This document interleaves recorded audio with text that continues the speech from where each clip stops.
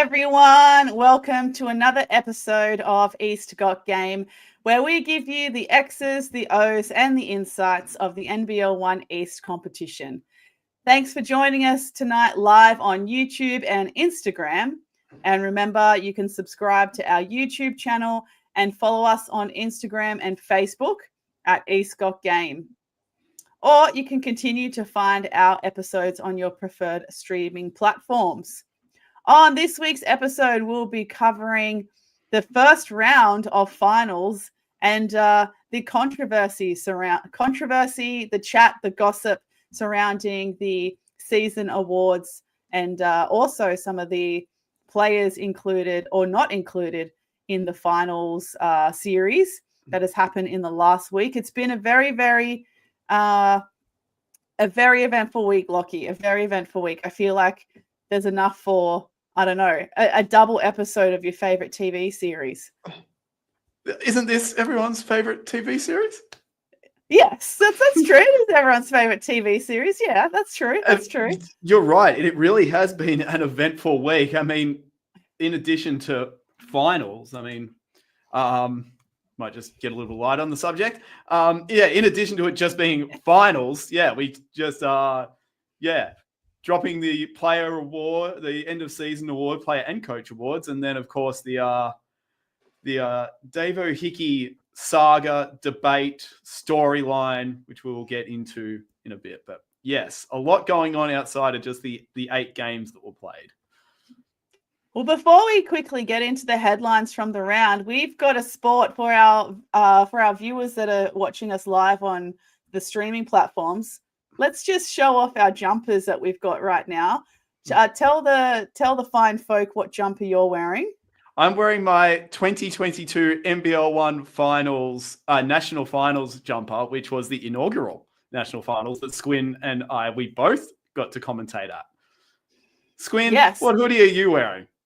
Yes, and I am wearing the NBL One National Finals hoodie from 2024, which I was lucky to commentate at last year when it was held on the Sunshine Coast. It's something that you wouldn't think you'd need living in Queensland, but it's definitely come in handy. I think the first time I wore it since I got it last year was this most recent winter. It's still got the good fluff. Nice. But yeah, it just so happens that we're in finals mode. We certainly are. And first headline at the top for this first finals round. Upsets in Bankstown and Bruce, or were they, Lockie? I don't think so. Especially the one in Canberra or in Bruce. I didn't want to know whether to go Bankstown and Bruce or Condell Park in Canberra, but because the Bruins lair is in Condell Park. But yes, definitely not the game at the AIS. I think that was always, despite who was hosting, I think that was always a Canberra Gunners favourite. The Bankstown one, maybe a little more, partially because of how packed it got there. The atmosphere was absolutely rocking. And for Sutherland to get over Bankstown with their 6-man rallying behind them, that's massive. And Sutherland, they've had their skids, and now are they having one of their good streaks? I mean, I think they're up to 4 wins on the trot now after having a terrible couple of, they dropped 3 games and then they dropped one and lost others. They almost lost others. They should have blown teams out. So maybe Sutherland just like finishing in the bottom half of the 8. They make it really hard for themselves, don't they? I feel like they've done this a couple of years now in the NBL One East. We spoke in an earlier episode about how Sutherland, I think, finished 6th or 8th.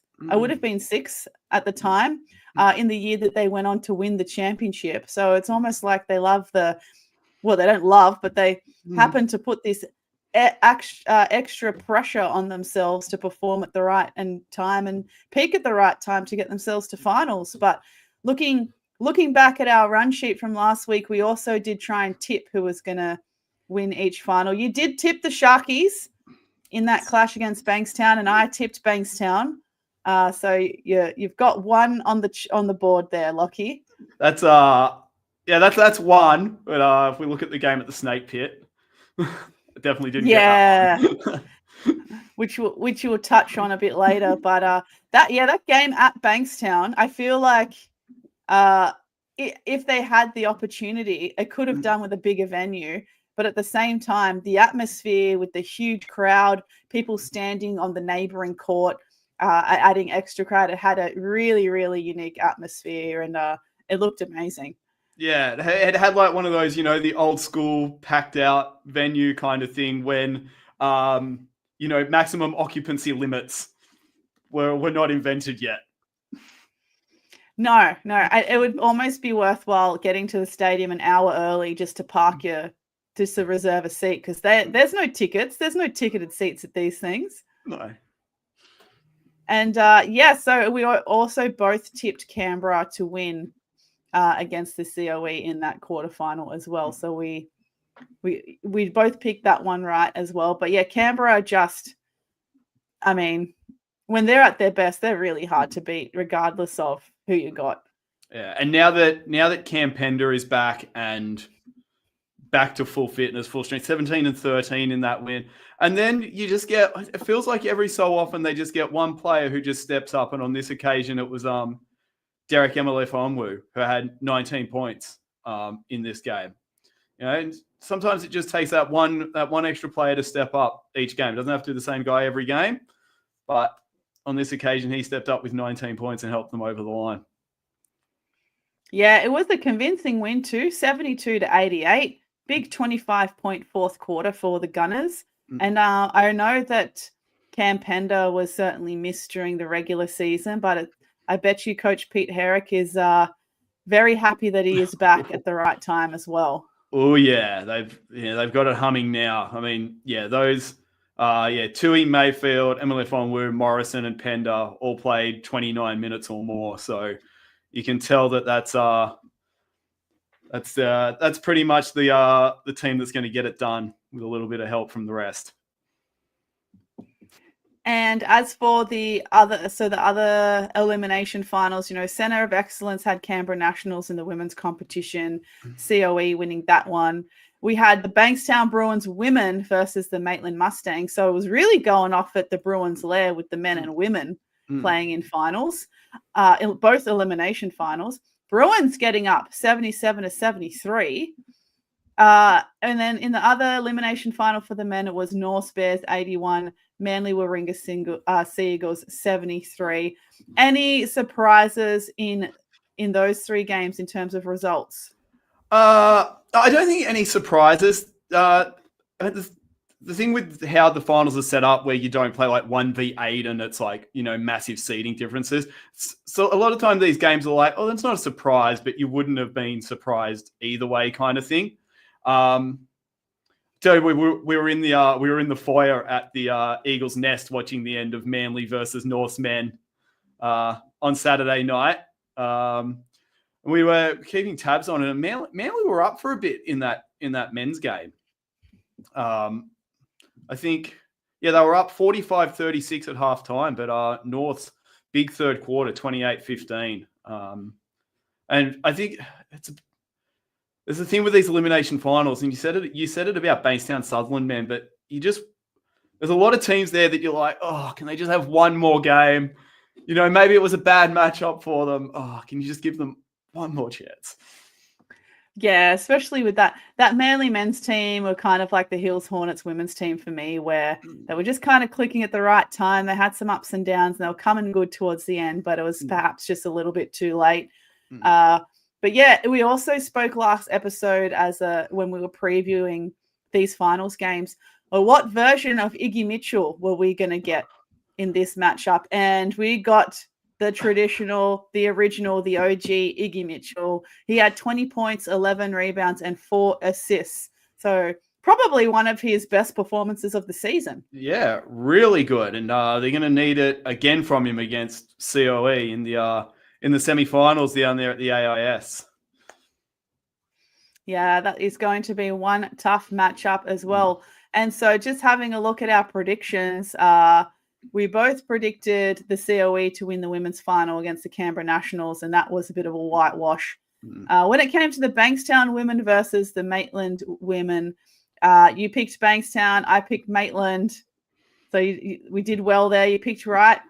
And then we both picked Norsemen. Oh, actually, no. I think I flaked on this call. Yeah. I flaked hard. Yeah.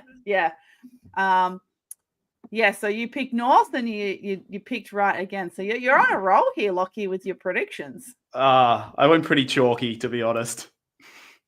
Yeah, that's fair enough. In these circumstances, I think that's fair enough.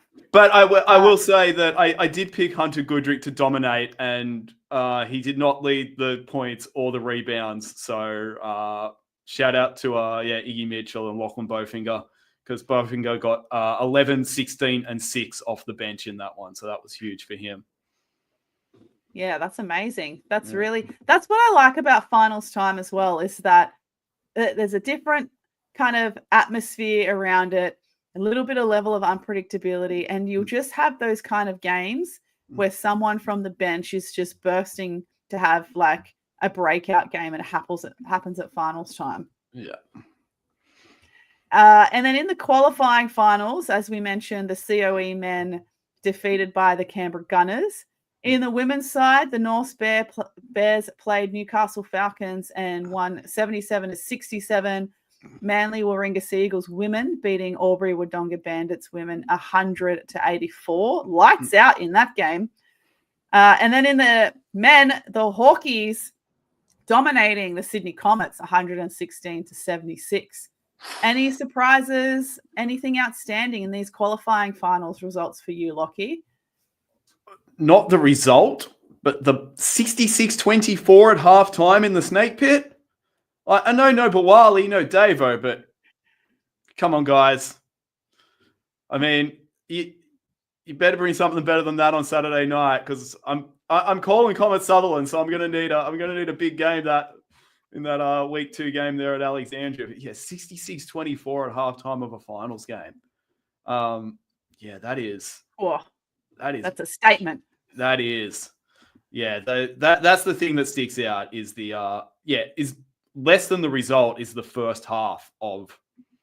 I mean, the result itself is massive, but it was all built on 66-24 at halftime. That is just insanity. I mean, I was up at the Eagles Nest calling the Manly versus Albury Wodonga game. I mean, the thing with Manly Warringah is so what happened? Nate Curlin called a timeout with 55 seconds left in the first half. Can't take them with you. Draw something up. Let's finish the half strongly.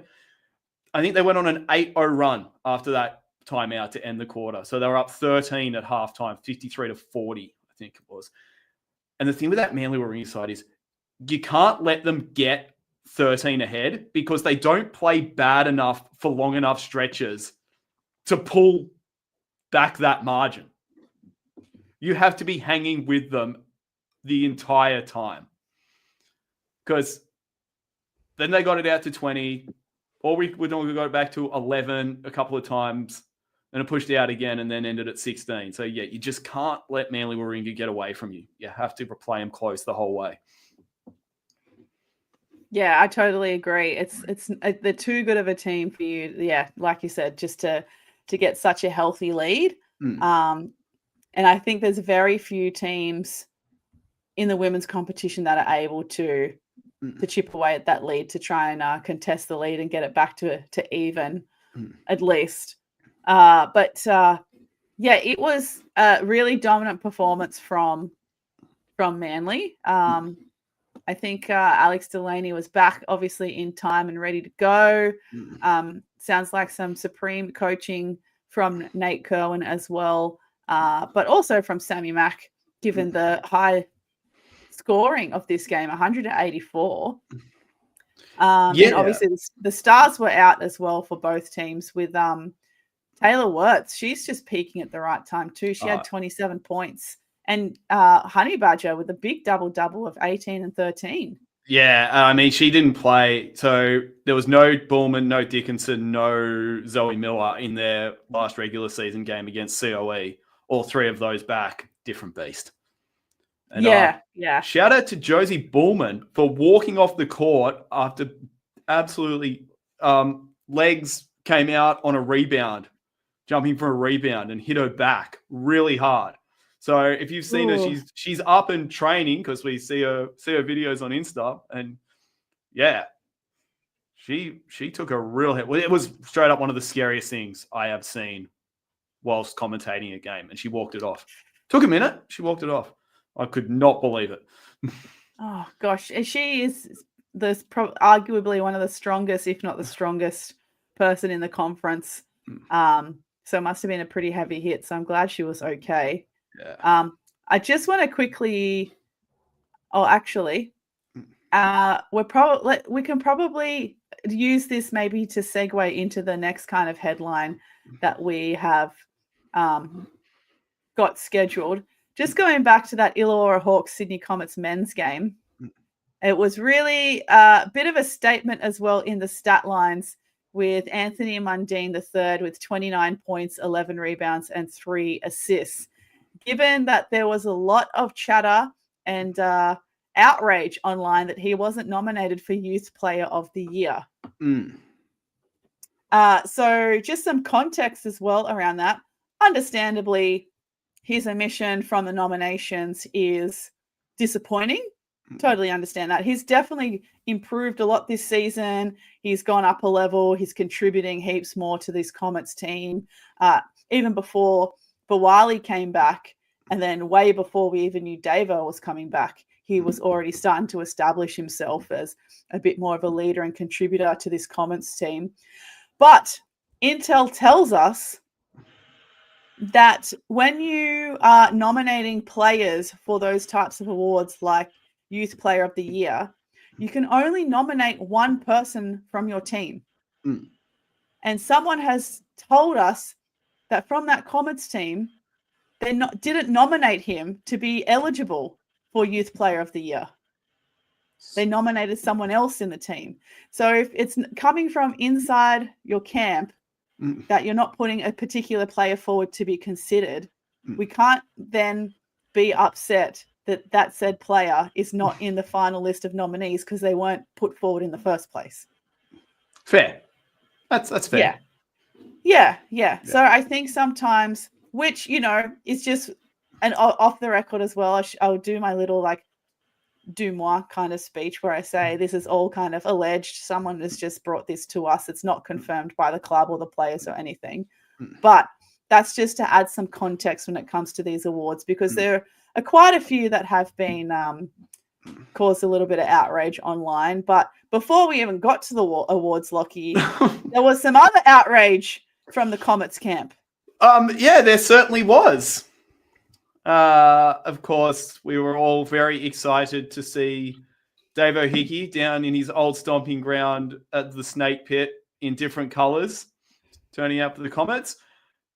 And then we weren't, because his waiver, exemption, whatever the correct terminology is, was denied. So he played 5 games, wanted an exemption for the other 3 that would have got him the 8 games that is enough to qualify for finals in a 20-game season, and that was denied by BNSW.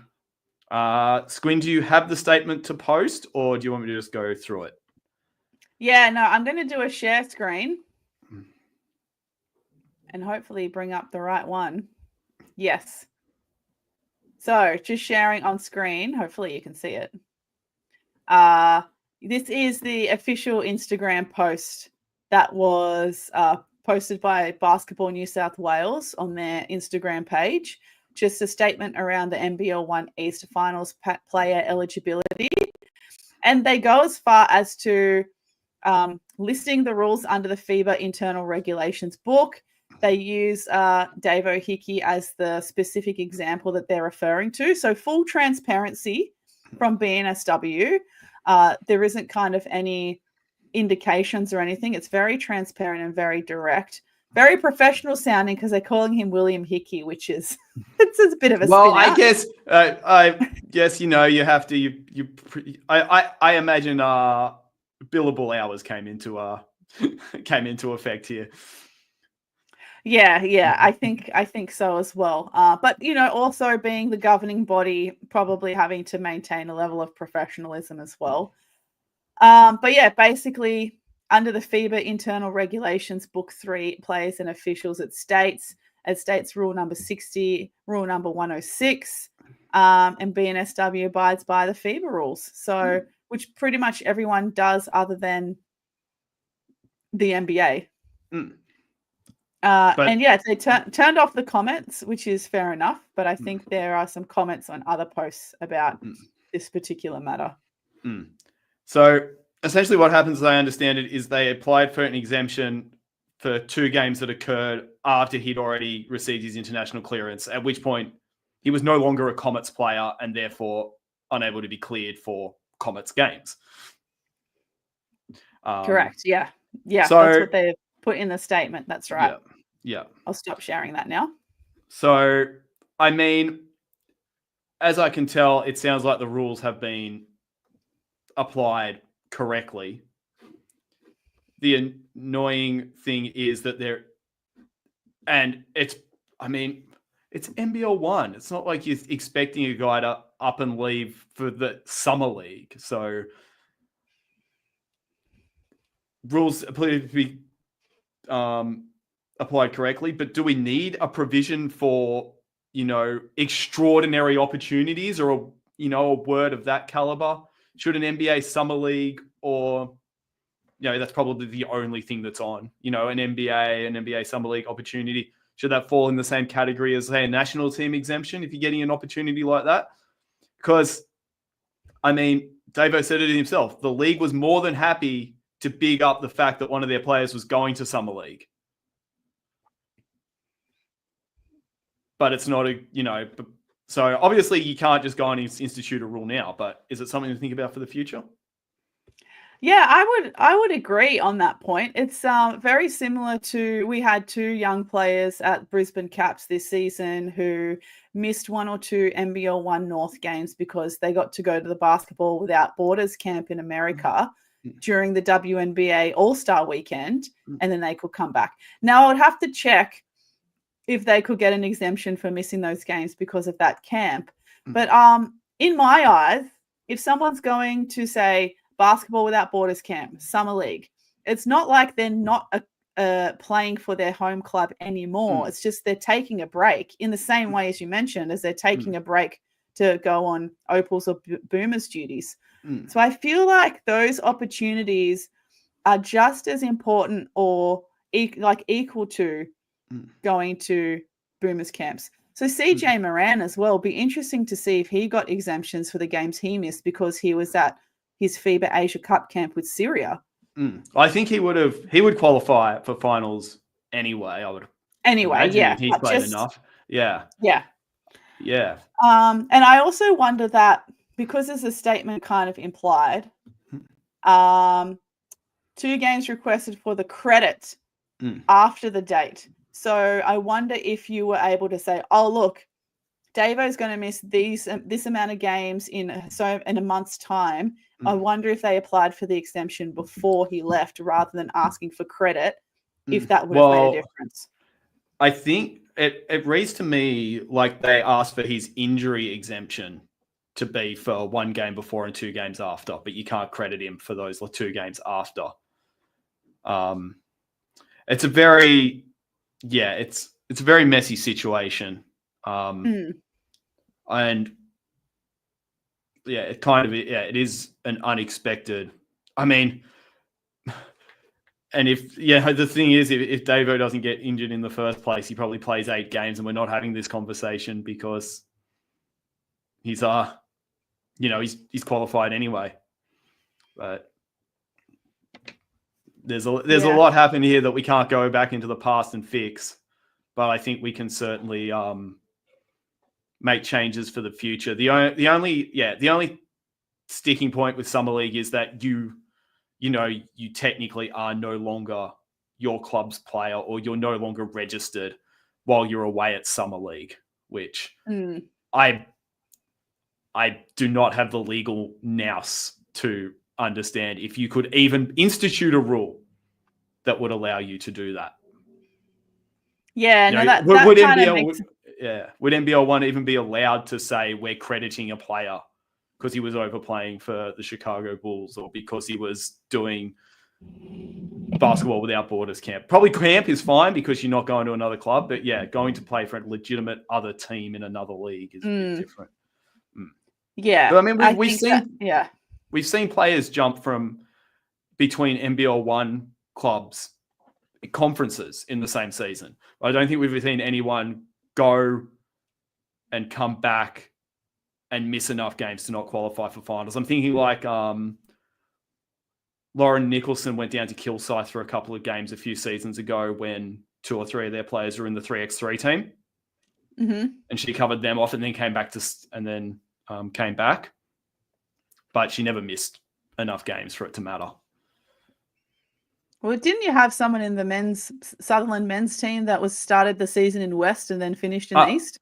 Yes, Taylor Young. Yes, he played a few games in Perth and joined us with about 10 games to play. Yeah. So unfortunately, sometimes these things are needed as an example of some rules that maybe need to be reviewed or changed or better considered by clubs in the future. But it's really unfortunate it happened to be Davo, and especially for the Comets while they were coming so good this season and such a promising berth for finals. They're still in it, obviously. But I think, it's really unfortunate that it's someone of that caliber, and especially in the context of his team season. Yeah, and it's just, all the circumstances conspired, the timing of the clearance, the timing of the injury, the timing of when he started in NBL 1 East, it all just conspired for it not to work out, which is really unfortunate. Yeah, definitely. But causes a lot of chatter and puts some more eyes on the league, even if it's for a sad story. I will also make one point that I think is a good learning point for the league for the future, is if you got to make a decision this massive, you got to put your statement out before the club does. You have to control the narrative on this thing. You can't let Comets and anyone who wants to have a say put out whatever they want, because I'm not going to say, this isn't a truth lie thing, but it's the same kind of vibe, is that a lie will go around the world before the truth has time to put its shoes on. Whoever gets out there first, if it's the club, if it's the player, whatever they say is going to get around before the official league statement is even written. So you've got to put that out. First thing you do is email Comets, and literally as soon as that email is sent, you're hitting post on Instagram with your statement. Yeah, I think, you've got to be a little bit better prepared for those types of things. I think that's a really good point. And then the last headline that we have listed here is everything goes to chalk, even if Maitland did their best to upset the apple cart. Higher seeds won, but did anything surprise? And I think we kind of covered that one pretty well. I think we did. And no, not entirely. And no. No.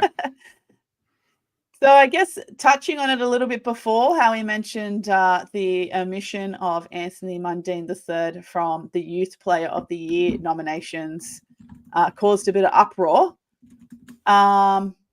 There have been some league awards already announced well ahead of finals, because I think, say 2 years ago, I think it was the couple of days before the grand final that they announced the awards. And I think I've said it a couple of times on East-Got Game, where I just feel like sometimes there's a bit of a cosmic pattern between whoever's getting named MVP and Coach of the Year isn't going on to win the championship. And that's not a proven thing. I just, sometimes see the coincidence in it. And that's not me wishing those awards recipients not to win the chip either, just to be clear. But for me, when you are preparing mentally, physically, as a team, as an individual for the grand final, the last thing you want to be seeing is the awards being announced. The added pressure, the added speculation, the added hype or whatever of, oh, hey, it's the morning of the grand final and you've just been named MVP. Like, come on. That timing is awful. Yeah. Absolutely, it really awful. Is. Yeah. So thankfully, we're being a little bit more proactive this year, announcing some awards. And the first two that have been announced, and then a third one was announced just, minutes before we went to air, with the Youth Player of the Year awards. And the winner was Jacob Furphy from the COE. Pretty worthy recipient. What do you reckon? Oh, 100%. I mean, I don't think a lot of these, I mean, yes, we're going to talk about, talking about Anthony Mundine not getting nominated. And I have heard and talked a lot about Annie Henderson not getting nominated for Defensive Player of the Year, but I don't think anyone can really take anything away from Jacob Furphy. I mean, there's some other good solid players there. I mean, I think Kobe McDowell-White would be the other really solid option. Cam Pender doing a great job just to get nominated, to be honest. Charlie Macbeth, great player, probably maybe a little bit overshadowed in that Bankstown team, but really, really does a good job for them. And Jonah Perez, he's come on in leaps and bounds playing for Penrith this year, really been given an expanded role in that team. He hooped against Sutherland and Comets, I'm pretty sure. I think Furphy, I mean, you've written down his stats here, dropping 17 points per game, 4.6 rebounds, 2.8 assists. And I mean, he's probably, the true leader of that COE team in a team that has a lot of guys stepping up, but I think Furphy stands tall. I mean, the fact that he even got nominated as the COE, nominee for Young Player of the Year is massive in and of itself. Yeah, I totally agree. And like he took time away from the COE this season to make his Boomers debut during the Trans-Tasman Throwdown. So that's a pretty high honor as well. I think he's only 19. But he has had 3 seasons with the COE, and according to the NBL One website, 1 season with the Northwest Thunder in Tasmania. So he's certainly come a long way. He's being guided by lots of very good coaches to refine his skills. And he didn't play on the weekend because I'm guessing he's already gone off to start his college career. That's a possibility. I can't say I actually follow him on Insta, so that's a problem. I think the eScout game account follows so many players that I miss following him on my personal. But he's if he's not there, he's going to be missed. Yeah, I'm pretty sure he didn't sit up. I'm pretty sure he was a graduate being 19, and he has committed to UConn for his college career. We can see other Australian players like Laura Somfire, who was part of the COE 2 years ago. She's gearing up for her freshman year with Stanford, so I'm guessing maybe Furphy's just not a boy for social media. Yeah, maybe. But I'm pretty sure he would be over there at UConn right now. Yeah. But massive congratulations to him. It certainly is the time of year when players start leaving, especially freshmen. Freshmen like to get there real early. Yes. Yeah. But yeah, the other nominees you mentioned, big congratulations to them. I think for me, with the Youth Player of the Year, I'm still really astonished that some of these players are still technically youth, being 23 and under, like Kobe McDowell-White and Cameron Pender. I was like, how are you still 23? You're still balling like that and still only 23. Like, it's a massive surprise. Yeah. And equally as talented was the group of young women nominated for the Youth Player of the Year that was awarded to Sataya Fagan from the COE. Like, undoubtedly. I mean, it was a really, really competitive category. You had Jessie May Hall. Love seeing Claudia Hocking getting a nomination for the Albury Wodonga Bandits. Obviously, Fagan. And then again, I was astonished that Carla Pittman and Zoe Miller still qualify as youth players, where I feel like they're veterans of this league already because they've had such a great impact in their NBL One East careers so far. Yeah, I was talking about on a call that Manly Warringah Youth League top of the table. Zoe Miller could be playing for them, and she's not. that speaks to Manly Warringah's program that they're still top of the table, and Zoe is basically a graduate of that youth league program, as well as 90% of their current roster. They just keep pumping out the good young players. Do Manly Warringah? Yeah, like you mentioned, you got 3 players there in Hall, Pittman, and Miller, who are running the offense for their respective teams. And I mean, for Pittman and Miller, they're the top 2 teams in the league. That's amazing. Absolutely amazing. But yeah, Fagan this season. Now I remember Fagan last season, and she definitely had to get her legs under her. There were some games where she was a little bit shaky, but remembering that last year she was only 16, and sometimes a little bit like Bambi, but she in 12 months her development has been astonishing. So yeah, now she's only 17, so she'll be going to college 2026, 2027. Her stats this season for NBL 1 East were 22.88 points per game, 10.71 rebounds per game. She had double figures in points for every game that ranged from 11 points to 32 points. And that 32-point game was versus the Comets, where she also had 16 rebounds. Like that is, for 12 months of development, that is incredible. Yeah.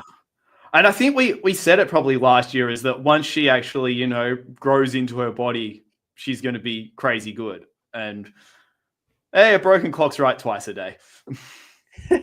And she's still got a lot of development to go. She also suited up for the Gems and just won a silver medal at the World Cup. Again, only 17, and was starting for the U19 team.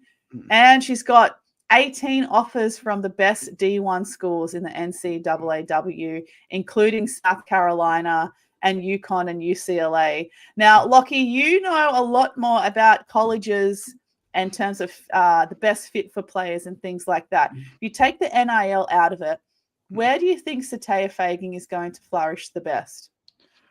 Oh,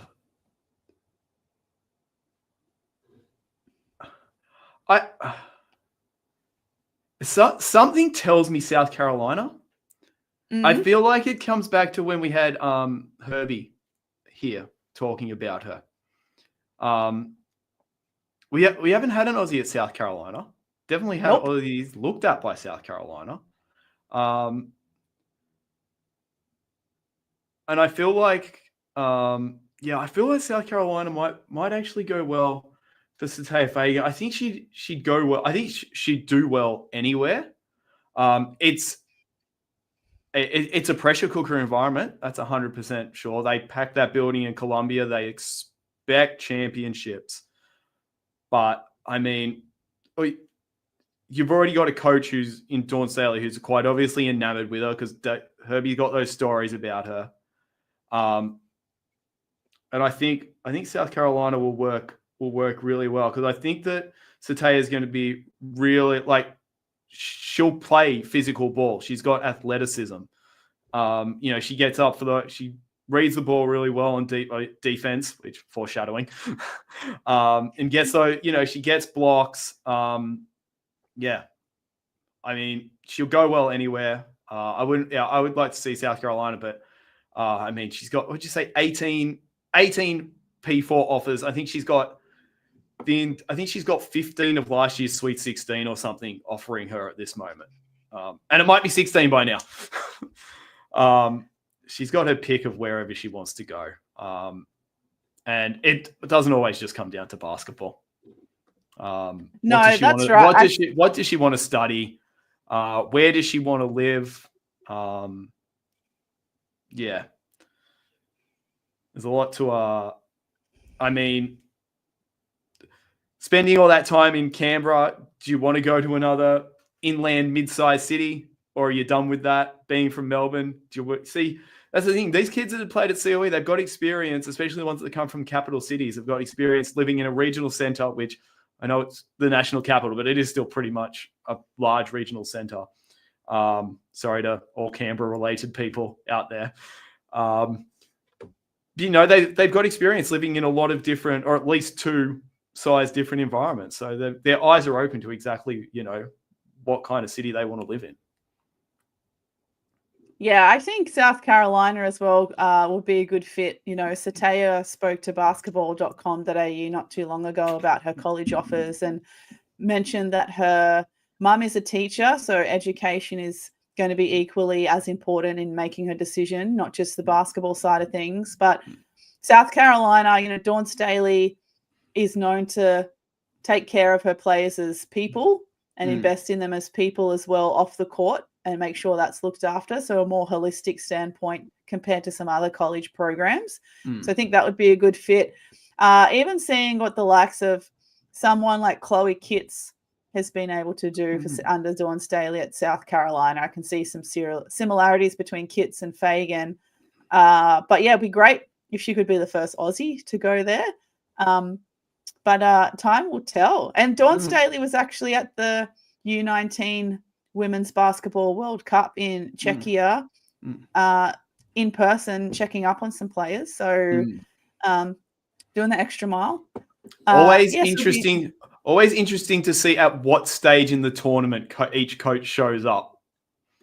Yeah, I think I've had players talk to me and say, well, you know, this coach was here from day one. This coach showed up for the semifinals. I was like, where you been? Yeah, I think Dawn was only there from the final stage, but you never know. It could be a. She has a lot on though. Too. She's she has a lot on her plate, a lot different, and she's also been obviously talking to Sataya for a long time. It's not like a coach that flies in on the last day and notices a player, you know, 6 months before they're about to, or even shorter before they were going to announce their commitment. So. And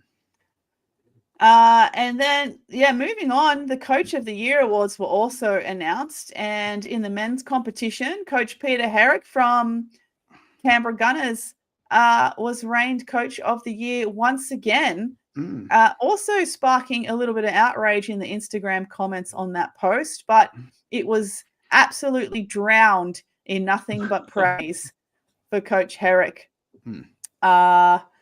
Just congratulating him again on another consistently good season, you know, finishing in the top 2, purely relying again on the core of his local players and emerging talent.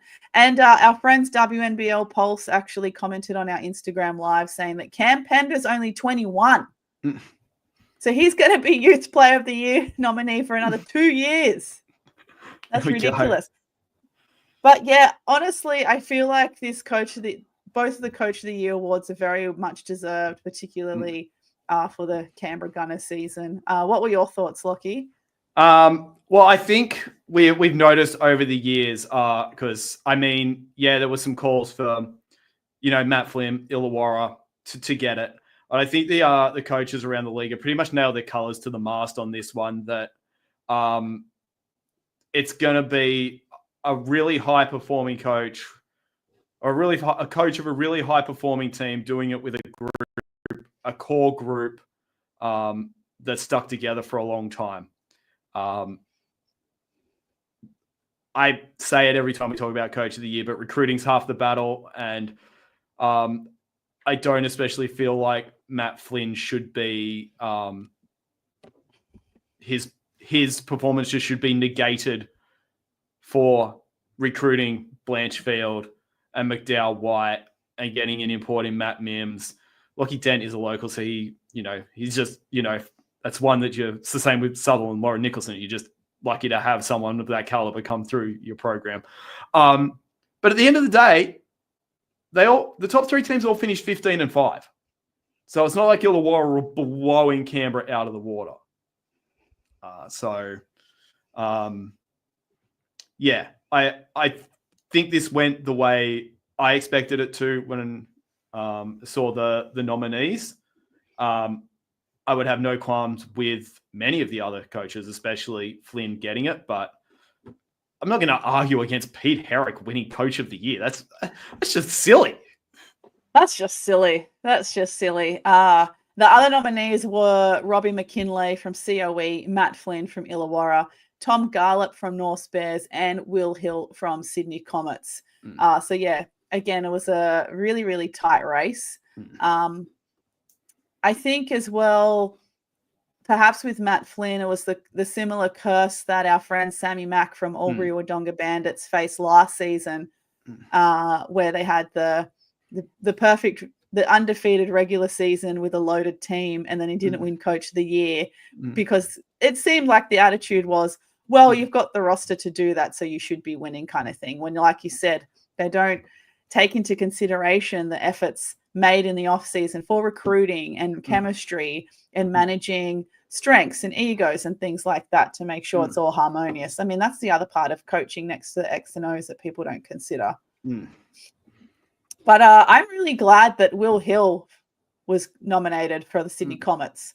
I made it known last season in East Scott game that I felt like the Sydney Comets men's team, with the roster that they had, which is very similar to this year, underperformed last year.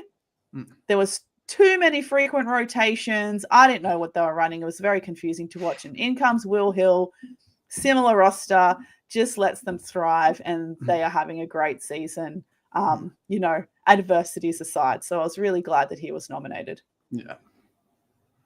And obviously, the Coach of the Year nominations for the women's competition were the usual suspects, to be honest. All right, Casablanca. Yeah. Round up the usual suspects. We rounded up the usual suspects. We had Nate Kerwin from Manly Warringah, Renee Garlop from North Bears and Australia and Opals, and just the GOAT.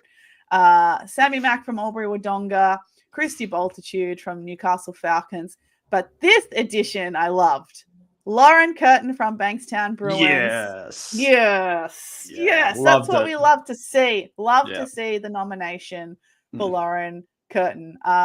Also a team that has had some serious adversities in terms of changes in their roster, whether it be late additions, injuries, whatnot, and now being able to make the finals, like big green tick for Lauren and her squad. 100%. I mean, took Jada Rice a couple of weeks to get here. Took him 6 weeks to get a replacement they had to wait to see if Davida Dale would be able to get here, because her injury didn't even occur until after NBL 1 season had started. So then they had to find a replacement for her, bring Shyla in. Shyla goes down after a few weeks, and they still got through. I mean, we won the finals doesn't count to this award, but it's just more proof getting through week 1 with no Shyla.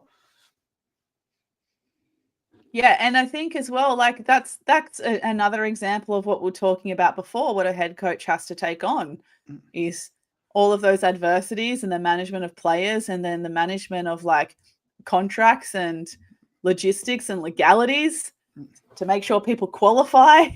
Like that kind of stuff is really hard to manage. And remembering that a lot of these coaches, it's not their full-time job. Like they all got to do other jobs plus be a head coach. So it's a hell of a task. And I mean, even if working for the club is your full-time job, it's probably as a coach / high performance manager. So you're still not fully focused on coaching. But I mean, we all know Lauren Curtin because Lauren Curtin's a teacher. So, which I guess looking at her coaching, yes, I can see that those would overlap. Oh, definitely. And being able to bring the best out in people. But she's got a wealth of experience coaching a lot in the state team program for a long time, and usually as an assistant. So to see her as the head coach this year and get nominated was a big milestone to her. But we need to remember it was Nate Kerwin that took the gong. Forever the bridesmaid is finally the bride. He certainly is. And much the same as Pete Herrick, really strong local core, extremely high-performing team that plays as a team. Maybe, one import, just like Canberra have got Evan Wardlow. Manly have got Taylor Wirtz, who is, a far bigger part of their rotation, but still it's very much a local group, and put them on top of the table with an 18-2 record. And they've beaten literally everyone this year. The only team they hadn't beaten was Albury Wodonga. And then they went out and beat them in round 1 of the finals. So they've beaten everyone already. And we do have to have a side note there with Sammy Mack being nominated again, because still core group of local Albury talent, some young talent coming in. He's recruited really well. He's made a lot happen with a new roster in a short period of time. So also worthy of a nomination. But yeah, Nate Kerwin. Now, is this the first or second time that Nate's won? Because I did call him Forever a Bridesmaid, but I feel like he won 2 years ago. Well, you might be right.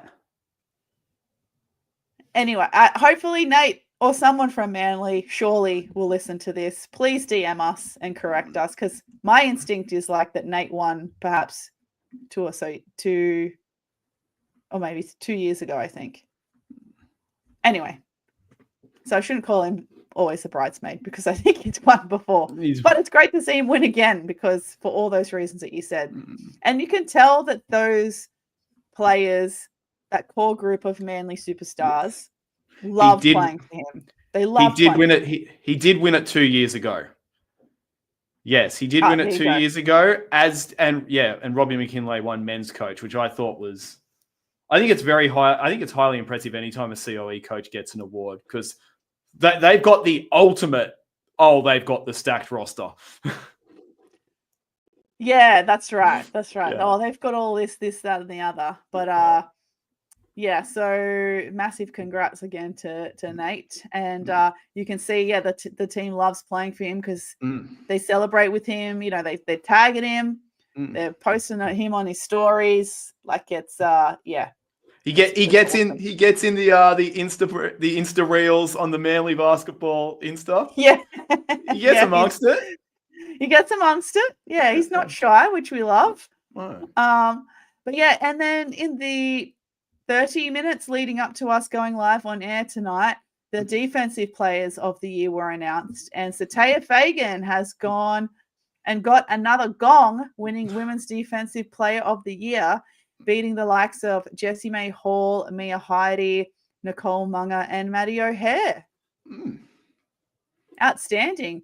That says defensive rating was 62.1, averaging 1.8 blocks per game and 2.1 steals. That's pretty damn good. That is really good. That is real good. And in the men's competition, I think this is one that I'm really, really happy about. So the men's nominees were Obi Che, Hunter Goodrick, Madin Kawane, Ryan Beastie getting a nomination. Love to see it. And Will Mayfield, and the winner he's also crowned the winner, Will Mayfield from the Canberra Gunners as Men's Defensive Player of the Year. Defensive rating is 78.3, averaging 6.4 rebounds and 2.1 steals. He is having his absolute monster season this year. Perhaps a chance to go defensive player and MVP in the same year. I think it's hotly contended. But the highlight that sticks out for me with Will Mayfield's defense is that game we reviewed against the Illawarra Hawks, where he had to have Blanchfield on lock. Yeah, I mean, he's up there for one of the best two-way players in the league. There's absolutely no doubt about it. He's just gone to another level. And it's, like you said, he could be Depoy MVP double. And I mean, that game was just a microcosm of how good he really is. And the fact that, I feel like the fact that it wasn't blocks and steals, the stats you read out, shows how good he is on the ball as an on-ball defender. Because it's easy to just go, nominate the guy who got 4 steals and 2 blocks a game. Or, or vote for the guy who got the most steals and blocks. The fact he won it, despite not having massive numbers in both those categories, I think speaks to his level. Yeah, absolutely. And given the results he's having, like you said, as a high-quality two-way player, surely there's got to be some NBL teams looking at him at least for a DP or a train-on spot. What do you think? Come on, Hawkies. Let the man drive over Macquarie Pass 3 times a week. And, train with you guys, DP spot. Or maybe you can head up the Hume to Sydney. Come on. Or just bring back the Cannons. There we go. Problem solved. Bring back the Cannons. Well, I mean, the Canberra are hosting the NBL One Nationals and the Blitz back-to-back. The AIS Arena has been rebirthed with the renovation. Maybe it's time. I think it's time. Time to bring back. Imagine that, though. They bring back the Gunners and they have the likes of Glenn Morrison and Will Mayfield as 2 of their marquee signings. There we go. There we go. Done. We're just writing history at this point on this podcast. We are giving you these ideas for free. For free. For free. All we ask in return, if you feel generous enough, is a T-shirt and we'll be happy. That's right. We love a bit of merch. So yes, they were the awards. Now, I am aware of the time, so let's get through these semi-finals happening this weekend. The women's semi-final is Newcastle Falcons versus Bankstown, who finished 3rd and 6th consecutively after the regular season. What are you thinking here, Lockie? Talk me through it. Well, I know Bankstown defeating Newcastle 87-68 in the regular season was kind of a turning point for the whole season. Bankstown beat Newcastle and everyone went, oh, who can beat Norths? And then Manly went off and beat Norths. Yeah.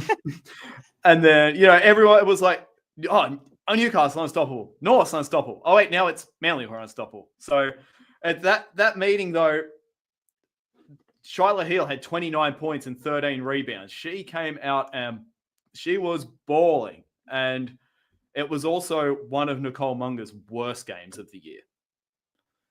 She was 5 of 19 from the field, 16 points. So I don't know how much stock you can actually put in that result.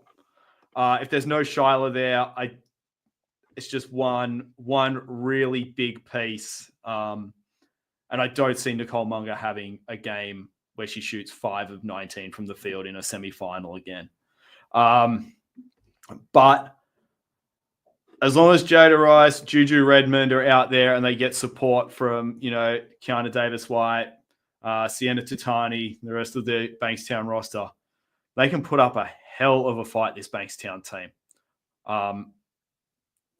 I think that's shown in the fact that they're still rolling along pretty solidly, even in the post-Shyla weeks. Yeah, they really are. And wasn't it Sienna Tutani who was guarding Munger for a lot of the game and was was doing a fantastic job on I think we absolutely raved about Tutani in that game, both of us. Yeah, so and it's interesting that they're having a rematch. It's going to be again at Newcastle. And as you said, without Shyla, and I only mostly mention that as well because Shyla, something about that main court at Newcastle just lights something in Shyla because she's had really, really good games on that court. But yeah, this is going to be really, really good one to watch. And we know that the Newcastle Falcons fans are just going to be out in absolute force because being the biggest club in country New South Wales basketball, they already get loyal fan base. They already get a lot of numbers to their home games. So this being a must-win final, it's going to be rowdy. Oh, 100%. It's going to be massive. Just looking, I think the Knights actually have the bye in the NRL this week as well. So they won't, there won't be anybody going, oh, should I go to the Knights game? Should I go to the basketball? No excuses up there. No, it's just the basketball. That's it. That's it. And then in the second semi-final, we've got Aubrey Wodonga, who finished 4th, playing the Centre of Excellence, who finished 5th. So another huge home game, which also a massive big country New South Wales club. Down at Albury. This one is going to be really interesting. Walk me through your thoughts with this matchup. Very interesting. Again, a game where the lower seeded team won the regular season meeting at the same venue where the semi-final is going to be played, albeit on a very different court.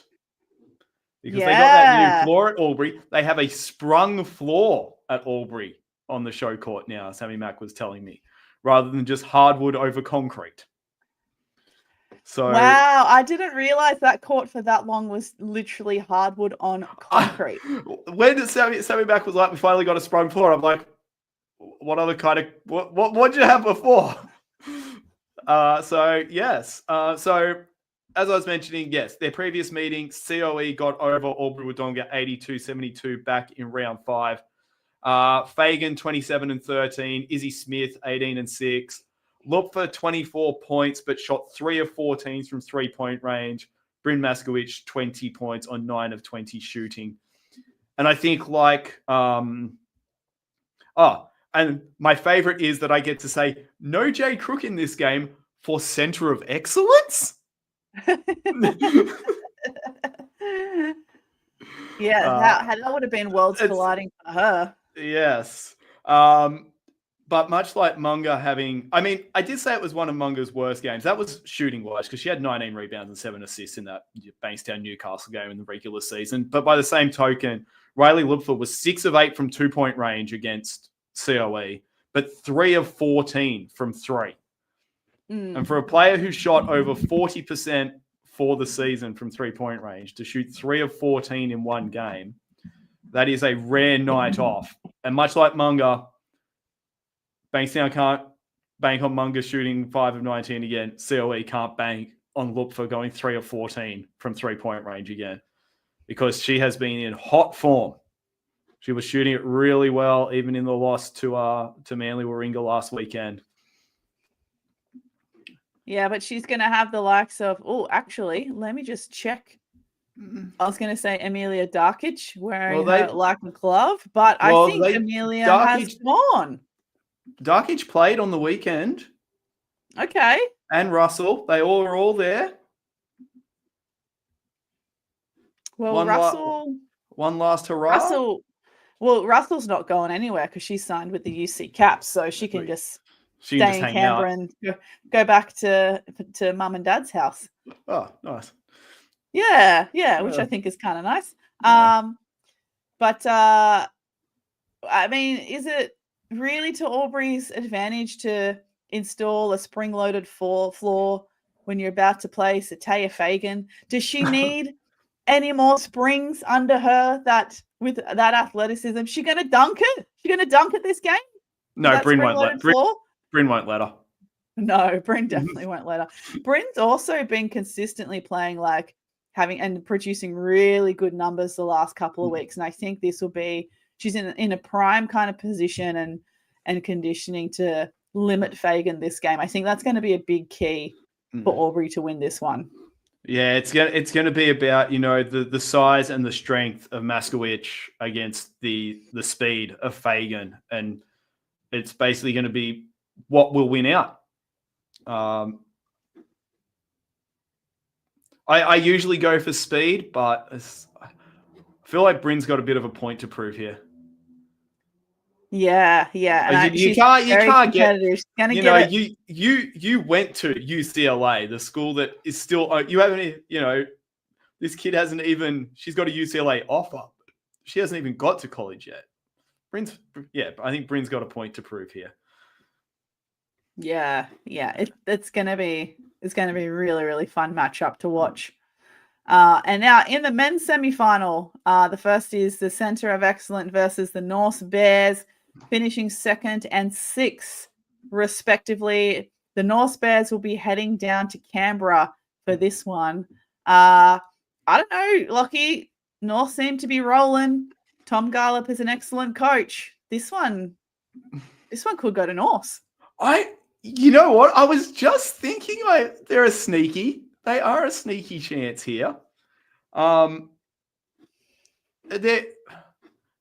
again, there's something about grown man basketball in the finals. And I know that, COE, they got a lot of good kids, but they fell by 16 in the first finals, in the first finals week. And the big thing for me is that when COE played North last time and got the win, Hunter Goodrick DNP. And Hunter Goodrick is the player who can best compete and dominate COE. Because he can eat them alive. He can eat them alive. You know, if they lost, you know, a shifty guard, you know, COE have got shifty guards anyway, but they don't have a lot of players that really. I mean, it's just an age thing. And yeah, that's right. Yeah. It's a physicality thing in terms of size, strength, but also the maturity and the height. Well, I can't say IQ always. To be fair, the COE teams are. I mean, they are so well drilled, very smart, very well drilled, and very well disciplined. But yeah, size, physicality, that maturity of being able to play maybe a couple of mind games and things like that. But those COE boys, they're pretty good at holding their own. I think the fact that Goodrick DNP'd last time, he's just ready to eat it up, I think. Yeah. And then COE likely won't have Furphy. So the likes of Shea Brogan and Nash Walker are going to have Dickerson will have a job on their hands as well, especially if they have to then play two-way and guard Patterson. Yeah, I mean, I think that was pretty early in Patterson's stint as well. So, you know, he got 19 points in that game, in that regular season game. But he was still kind of easing his way into things. And once again for COE, same name I brought up last week, Shea Brogan. Once again, he had 20 or 25 in both games against Canberra. He had 26 against North in the regular season. So he just keeps coming up against teams he's already played well against. So maybe you can take a bit of confidence into that. And we got to get that elimination final version of Iggy Mitchell too. Yes. Yeah. I mean, yes, Norths are a sneaky chance in this, but everyone's got to bring it the way they've brought basically whatever you did in your best game of the season, they've got to bring. But yeah, they need that. They need that week one Iggy Mitchell. Yeah, I think COE might have the edge in the guard spots slightly, but I think North will have the edge in the power forward and center spots. North's got that guard depth, though. We have been told. Well, let's see it on the weekend. And then the final matchup, the absolute barn burner, the epitome of your season, Lockie. It's the Sydney Comets and the Sutherland Sharks in Alexandria, 4th place, 8th. Round 3. But the first 2 rounds don't matter anymore. The first 2 rounds don't matter anymore. Ding, ding, ding. I mean, regular season, were they 1-1? No, Comets 2-0. Defeated Sutherland at the Shark Tank in that, those Comets boys got scared, so they got reinforcements. Of course. That was first game, of course. How could I forget? Who could ever forget Bawali Bale's shot to take it into overtime at Alexandria? They won that 86-82 in round 12. Bawali Bale's 35 points at the Shark Tank and then 41 in Alexandria in the regular season in the 2 games. Kawatnoi, 34 in the first game, 23 in the second game. The thing is, this year, in the first game, the Sharks had everyone, Comets had everyone, including Davo. In the second game, Sharks didn't have Spurgeon, Comets didn't have Davo. This week, we know Comets don't have Davo. We're not 100% sure if they have Bawali. I hope they do. Sharks have everyone. So for the first time this season, the Sharks actually have, a personnel advantage, so to speak, in terms of who they've got available. Yeah, part of me hopes that, because you did see Bawali at Summer League go off one game looking like an injury. I think I did see, though, on the Comets pages a little while ago that perhaps he was due to come back. But I hope it's kind of left a mystery up until warm-up time or up until tip-off for everyone to know. Like, yep, he's here. He's here. Bawali's here. That's great for my research, Squid. Love it. Thank you. You've already got enough of Bawali's stats and facts and knowledge. You don't Yeah. need to add too much to the research. But Thanks. yeah, this one is going to be huge. The context around what's happening off the court as well, especially between these two teams that chit chat online. The fact that it's the third time they're going to play each other, it's going to be huge. It's going to be absolutely huge. It's going to be massive, and it's the only game in all of Sydney this weekend. Interesting. It the is other game. too. The other games are in Newcastle, Albury, and AIS Canberra. Come on, country. Yeah, New South Wales country. Yeah, Woo, represent. Yeah. Awesome. So, do we dare try and make predictions? No, no. I kind of want to after last week, but God, it gets so difficult now. Maybe we'll take a break from the predictions this week. I mean, it's so tight. I mean, if I had to rank them in order of confidence of pick, it would be the only pick I would go in there feeling remotely confident about is Newcastle in the first women's semi-final. Okay. And even then, I'm not 100% bang on because there's something about no Hannah Chicken for Newcastle that just irks me with Bankstown's roster. With Kiana Davis-White and Jada Rice, they got a little bit of size and one less big for Newcastle. It just gives me the heebie-jeebies. Yeah. It is unsettling. Yeah. Her absence is felt. Yes. Yeah. All right. Well, with that said, we have some semi-finals to prepare for the weekend. Have you got any final thoughts, feelings, theories before we wrap up, Lockie? After all the talk over everyone being mad about all the games being at 7:00 last week, they're all staggered this week. So if you're not at a game, sit down. The only time you'll need to have two screens is for the 5:00 and 6:00 tip-offs.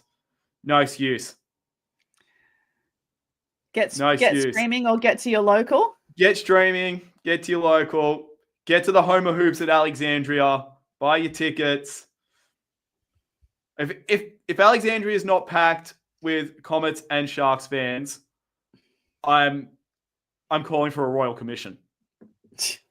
I'm pretty sure. Are the Sharkies not organising a bus of supporters? I don't know if we need a bus. It's only like 25 minutes up the road.